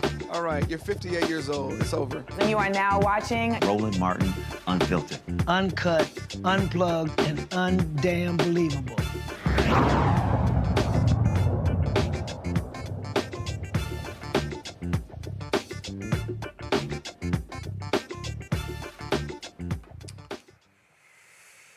All right, folks, welcome back to Roland Martin Unfiltered. First of all, y'all on YouTube, hit the doggone like button. A bunch of y'all sitting over there, y'all commenting, y'all ain't hit the button, so we should easily be at 3,000 likes. So let's get this thing going. In Florida, the trial for the white woman charged with fatally shooting a black mother through a door has begun. Jury selection got underway today in the Susan Lawrence murder trial. She shot Ajike A.J. Owens on June 2nd, 2023. Through a locked metal door and killed her when the mother of 4 approached the home to confront Lorenz over throwing a pair of roller skates at her kids. Owen's children, all under the age of 13 at the time of the shooting, were at the scene when deputies arrived. Loren says she feared for her life. She faces a maximum penalty of 30 years in prison if convicted of manslaughter. A Pennsylvania district attorney drops the first-degree murder charges against a former Philadelphia police officer who killed a man during a traffic stop last year. Mark Dial is now facing charges of third-degree murder, voluntary manslaughter, and aggravated assault related to the August 14, 2023 killing of 27-year-old Eddie Irizarry. Dial shot and killed Irizarry shortly after Irizarry parked his car after Dial and another officer attempted to pull him over for driving the wrong way. Body cam footage shows how Dial opened fire on Irizarry in a matter of seconds of approaching the car. At the time of the shooting, officers believe Irizarry had a gun. However, he did not have a firearm. According to the Philadelphia Inquirer, prosecutors were effectively forced to drop the first-degree murder charge by a judge after failing to tell Dial's attorneys about a key piece of evidence they intended to use against him at the trial. You know what? When we think about these two stories here, first I'm going to go back to the Florida story, Renita.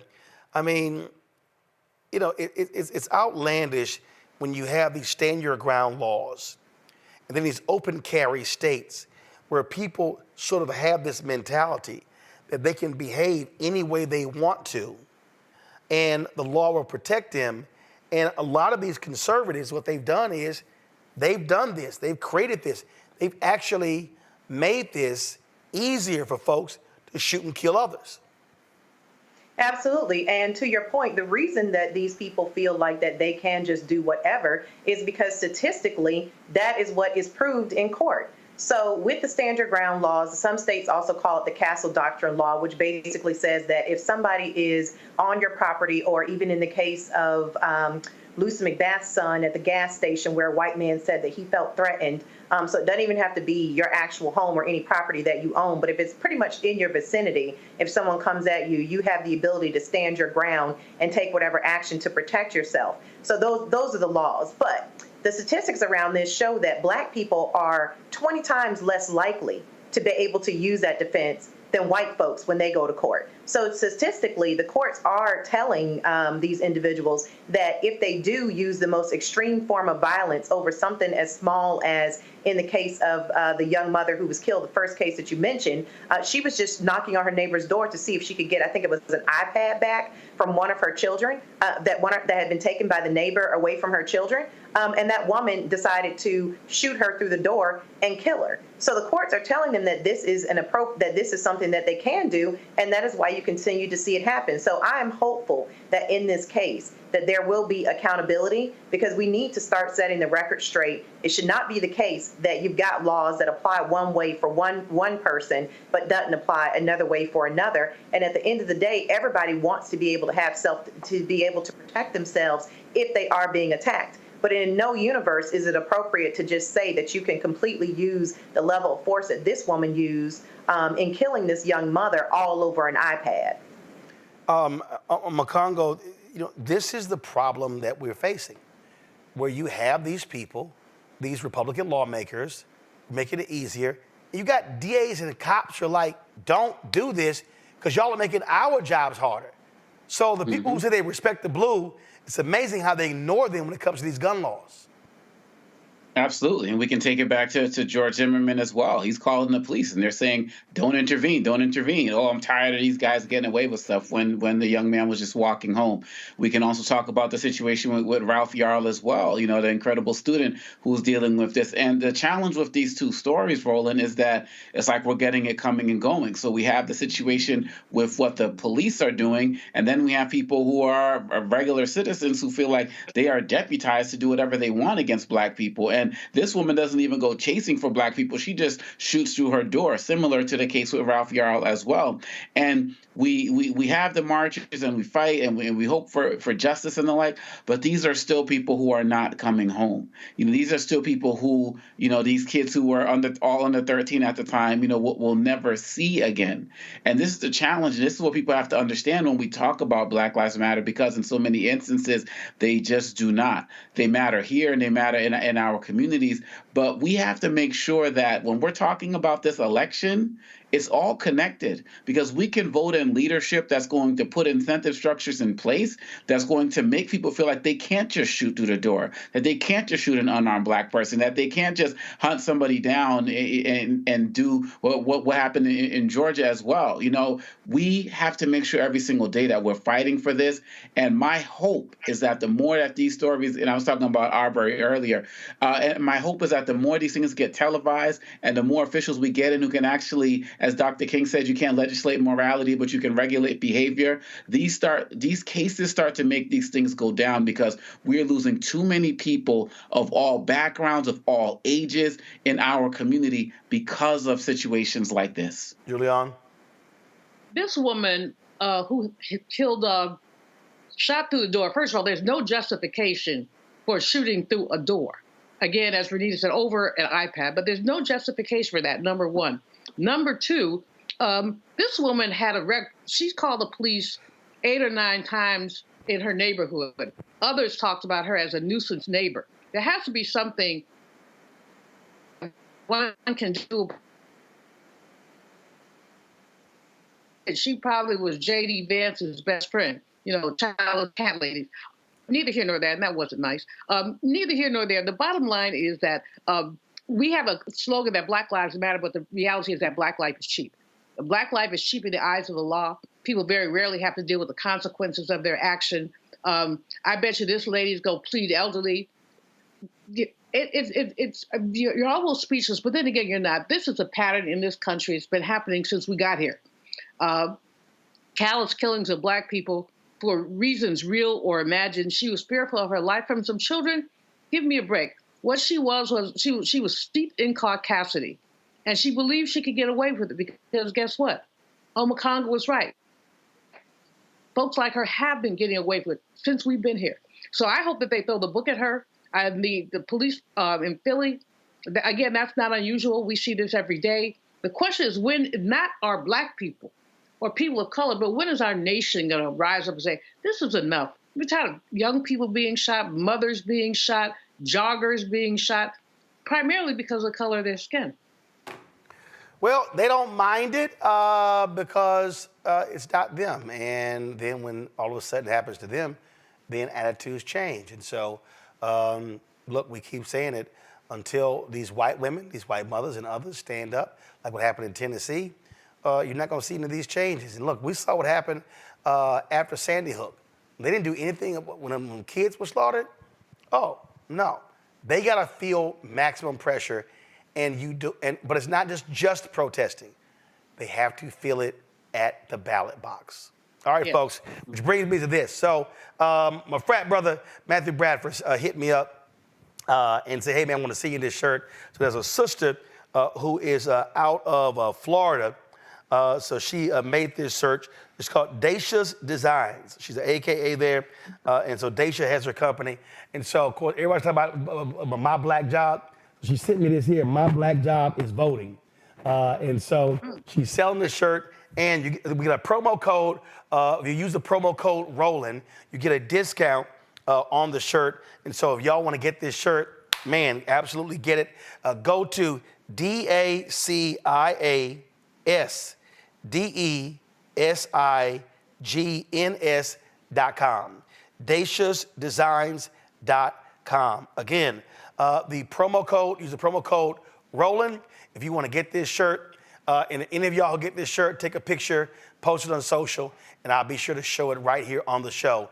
So go to Dacia'sDesigns.com to get my hashtag Black Job is Voting t-shirt. And yes, she did it in the right colors, black and gold. But you ain't gonna wear black and gold. She has it in all the Divine Nine. First of all, calm your little self down, Julian. Okay? Calm your ass down. Okay? All I said is it would have been nice in red and white. First of all, if you calm your ass down, and let me tell you, she got it in other colors. Golly. See? Y'all don't know how to do that. Well, baby, nice. Yes, she has it in other colors. She has it in all Divine Nine colors. and other type colors as well. So just letting y'all know, if y'all get the shirt, use a promo code and say, man, nice it had in other colors. See, y'all just gonna make me cuss.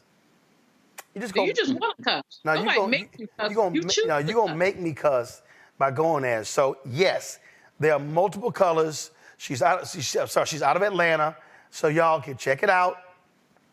They got different colors, different color schemes. You can get the shirt. You see right there all the different colors right there. They got pink and green. They got red and white. They got purple and gold. They got blue and white. They got all the colors. Y'all can get them there. But we all know the best looking color is black and gold. So get y'all My Black Job is Voting t-shirts, and I want to see y'all rock it. And so, Daisha, I appreciate you sending me this shirt. Matthew, I appreciate you connecting me to her as well. And so, y'all, use the promo code ROLAND. We'll be right back.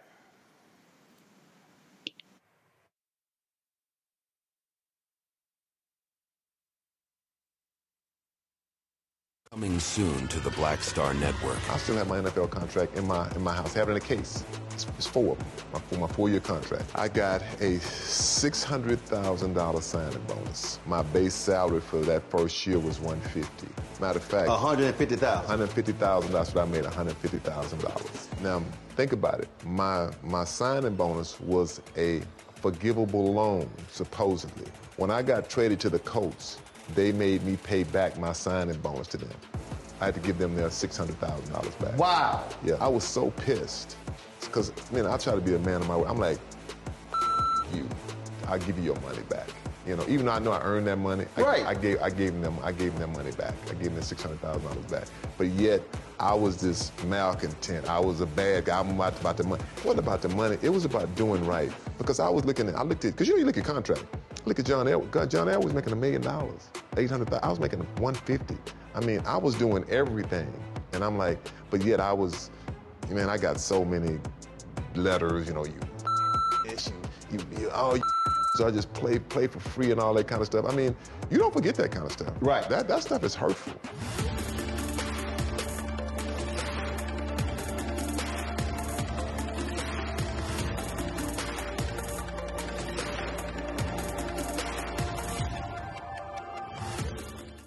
Hi, my name is Freddie Ricks. I'm from Houston, Texas. My name is Sharon Williams. I'm from Dallas, Texas. Right now, I'm rolling with Roland Martin, unfiltered, uncut, unplugged, and undamn believable. You hear me?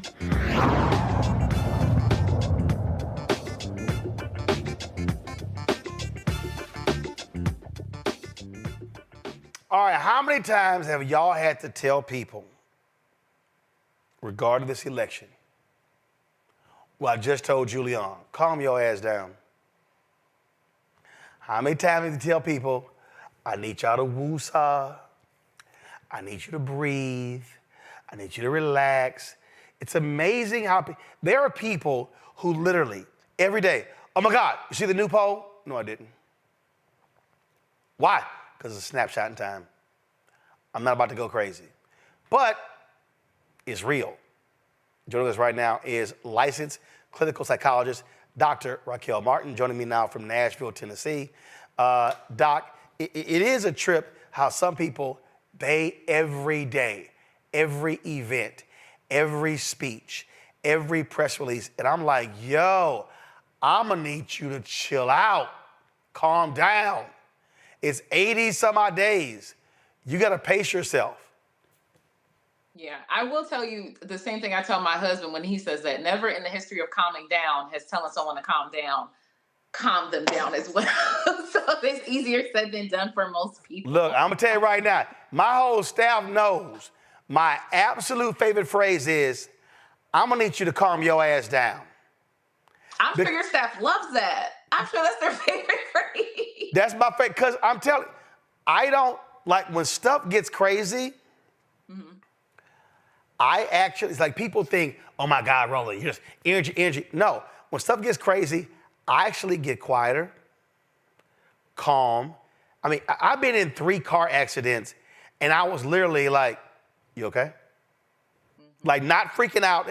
So I'm always like, In a moment of anxiety, you actually need to calm down and bring yourself down and just think and process versus just constantly just hyping yourself up where you're hyperventilating.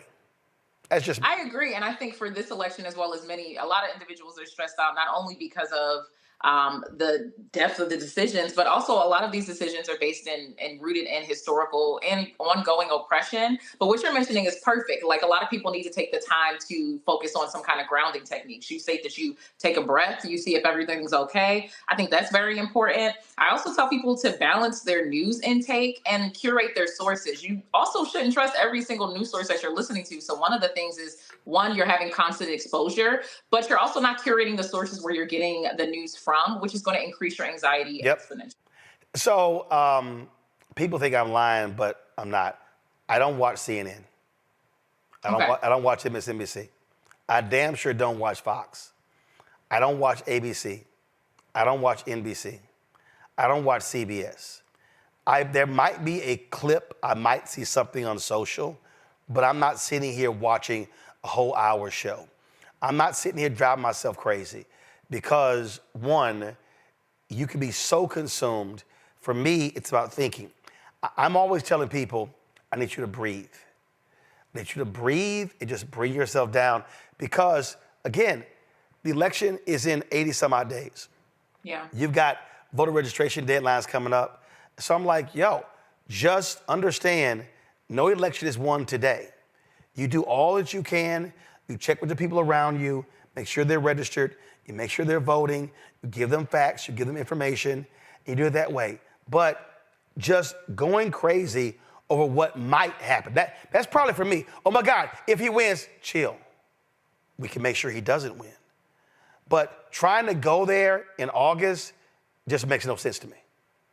Well, yeah, and I think other people can find a way to harness their anxiety as a motivator for change, right? Like the same way you mentioned, like, okay, so how do we make sure that he doesn't win? One of the stressors is feeling like you have no control over this. So why don't you harness your anxiety as a motivator for change? Get involved with organizations that are advocating for individuals being able to to vote and have the ability to get out. So get involved with Urban League or the NAACP or Black Voters Matter. If you feel like you're feeling helpless in this moment, think about how you're going to use that helplessness and change it into power.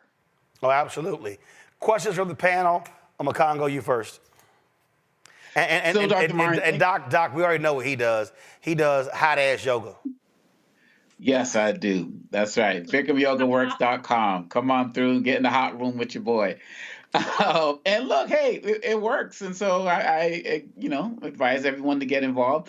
Dr. Martin, my question for you is, I've seen so much in the news about the Harris and Walz campaign and this idea of bringing back the joy. Is that something that you have seen as a reason that people should continue to stay involved because they can now do it in a space where they can campaign and be happy as opposed to campaigning with the doom and gloom about some coming anarchy? Do you feel a different kind of vibe in the country right now, or is it just us who consume news every day? I'm gonna be honest, the vibe that I feel is there's a lot of Black women who are preparing themselves to be attacked in a way that they've probably never been attacked before in life, because I think people underestimate how much individuals do not like us and just bracing themselves for that. And I'm also like, I'm from Philly. I'm a very East Coast person. I can see the aspect of joy, but I more so see it as you do what you have to do. You get out there and you have action, and it doesn't mean that you're going to enjoy every single aspect of it. So I would say more people are actually experiencing resistance fatigue. They're exhausted. They know they got to put in some work, but they're also getting numb to the work that they have to put in. That's why it's important to kind of take a step back, because if you're in it so much, you start to become numb to all the things and you can't even critically think. News is meant to be a resource, but you're also supposed to use your critical thinking as well. I hope a lot of people have joy in it, but I can see a lot of people being more stressed than anything if they feel hopeless and if they're not trying to figure out a way to get involved. You feel like everything's out of your hands, and that's anxiety producing in the first place. I mean, nobody walks around with their eyes over their hands over their eyes. You want to see where you're going. Yeah, absolutely. Renita.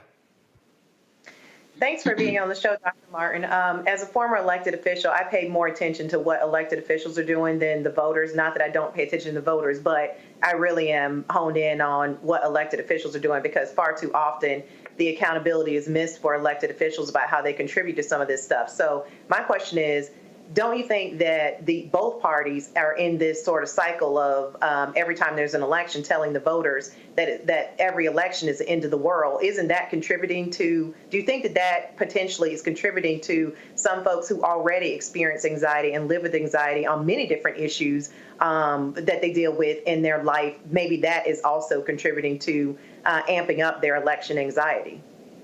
Oh, definitely. I think fear mongering is one of the things that contributes to a lot of people voting like, okay, I have to do it right now. But I think one of the biggest things that I think has been pushed more is it's not solely the presidential election that has to be advocated for. It's all of the local elections as well.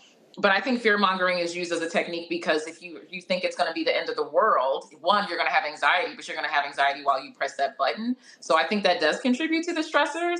I think it's also contributing to people feeling like they have to stay plugged in every single second because they think that they're going to miss something, some life-altering moment in the 10 minutes that you walked away from CNN.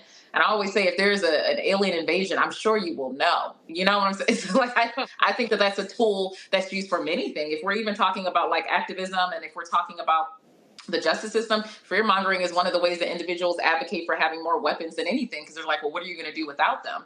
Maybe have some collective action with the community, but it's worked for many people. It's as American as like apple pie and oppression, honestly. Julian, Miss, calm your ass down. You know what? When people tell me to calm down, I become agitated, just for the record. Which is why you need to calm your ass down. Back at you, bro. You know? But since I appreciate what you said contextually, I wanted to share with you that the political class of Black women, we are feeling joy. You know, a group of us do a call every Sunday, Win with Black Women. We've been going long. It's a call where 44,000 women came on to support Kamala. And we've got icons who basically are talking about how they never thought they would live this long. So there's some joy there. My concern, however, the political class is not the majority. It's the people who care about politics, who keep the TV on all the time, who, you know, can tell you the line, chapter, and verse of Project 2025, which is scary, by the way. What do we say to the folks who basically haven't gotten into the politics, although it's August, but there are a lot of people who they still are just nihilistic. They don't care. What's going on with them, and what can we say to them to get them more bought into what's going on, how they can make a difference in this election? Yeah, I typically go with seeing the reason why they do not want to get involved. And I'll be honest, a lot of people get confused by politics. A lot of people think it's more intricate than it is. They don't feel like they have the expertise to have things breaking down. And I would say one of the things is look at the resources that are being shared. A lot of individuals, like the call with Black women that happens every single week, like the fact that things are being broken down, you're able to actually hear from political figures. If you feel like it's overwhelming, we do live in the information age. Find some resources that break it down for you appropriately. Also realize that it really is the aspect of this is the power that we're given. There is no, oh, it doesn't matter. I'm sure a lot of people thought it didn't matter. And then look what happened with the last presidential election, right? If you're feeling overwhelmed by all of the decisions, take a point to look into one specific thing that matters to you and look at the policies on that. If you're concerned about mental health disparities, if you're concerned about social programs, if you're concerned about when it comes to healthcare, take one point that you're interested in and look that up and see who aligns with your values in terms of voting. But please realize that there is no aspect of it not mattering. It does matter. And when it comes down to it and things get taken away and your rights get taken away and your privileges get taken away and you work backwards, you're going to realize that it could have been avoided with a vote. I think a lot of people are overwhelmed by the aspect of policy and someone learning more and more about it. At times it is meant to be confusing, but that doesn't mean you can't slow down and take a minute and just look at one point and go from there. Thank you. You calm now? No. Really, you trying to get me to cuss. That's what's going on. And I'm trying that water, there you go. You calm now? No. See, we just had a whole We just had a whole segment and your ass still agitated. Oh, my God. Oh, my God. All right, Doc. We appreciate it. Thanks a lot. Thank you. All right, y'all. That's it for us. Keep it calm, chilling. Let Julian go crazy. But do me a favor. First of all, YouTube folks, hit that like button. We also want y'all to support the work that we do here by joining our Bring the Funk fan club. We got to raise $25,000 because, again, when we go to next week, Democratic National Convention, we're going to be live 6 hours a day, Monday, Tuesday, Wednesday, Thursday, giving y'all a perspective you're not going to get anywhere else, the true black perspective. So we'll be live in Chicago all next week right here on the Black Start Network. So please, support the work that we do. Join the Bring the Funk fan club. Send your check and money order, P.O. Box 57196, Washington, D.C., 20037-0196. Cash App, $RM Unfiltered. PayPal, R Martin Unfiltered. Venmo is RM Unfiltered. Zelle, Roland at RolandSMartin.com. Roland at RolandMartinUnfiltered.com. Download the Black Start Network app. Apple phone, Android phone, Apple TV, Android TV, Roku, Amazon Fire TV, Xbox One, Samsung Smart TV. Also, be sure to get a copy of my book, White Fear, How the Browning of America is Making White Folks Lose Their Minds. Available at bookstores nationwide. Be sure to get your My Black Job is Voting t-shirt. Go to daciasdesigns.com, DACIASDESIGNS.com.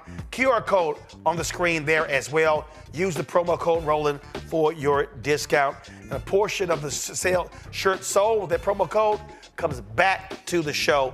So I appreciate that, Dacia, and my frat brother Matthew Bradford hooking that up. Renita, Omakongo, Julian, thanks a bunch. I appreciate it. I'll see y'all guys later. Folks, until tomorrow. Holla! Folks, Black Star Network is here.